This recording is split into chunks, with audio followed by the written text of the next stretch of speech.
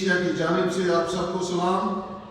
शुक्रगुजार हूँ pastor Amos Daniel का, जिन्होंने मुझे यहाँ पर अलाउ किया, मदऊ किया। खुदा आपको बरकत दे। भाई रिचर्ड सिल्वेस्टर, मैं उनका दिल की गहराई से शुक्रगुजार हूँ। वो ना सिर्फ मुझे जानते हैं बल्कि वो मेरे वालिद को भी जानते हैं। मेरे वालिद लाहौर में इलेक्शन लड़ा करते थे, तो वो मुझे बता रहे थे कि हम उनके इश्तहार वगैरह अपने इलाका में लगाते थे। तो बड़ा अच्छा लगा अपनी कम्युनिटी को यहाँ मिलकर देखकर।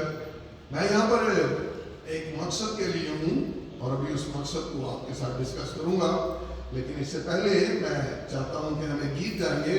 पंजाबी में दूल्हे को कहते हैं लाड़ा, लाड़े की फिर लाड़ी भी होती है। सो ये है लाड़ा और लाड़ी के दरमियान जो उसका रिश्ता है, कैसे जो लाड़ी है उसकी राह देख रही है और कैसे लाड़ा उसको लेने के लिए आ रहा है, ये गीत उसके ऊपर बना है। सो हम इसको गाएंगे। मेरी बड़ी बहन जो रॉचेस्टर से आई हैं, सिस्टर सादिका, उनकी मेरी और दरमियान वाली बहन है सिस्टर शमा, उनके हस्बैंड हैं भाई नजरा भी यहाँ पर हैमिल्टन में होते हैं। और आज एक बैप्टिज्म भी है, भाई राहील हमारे दरमियान में है। आज वो खुदा यीशु मसीह के साथ एक नई जिंदगी में अपना सफ़र का आगाज़ करेंगे। खुदा आप सबको बरकत दे।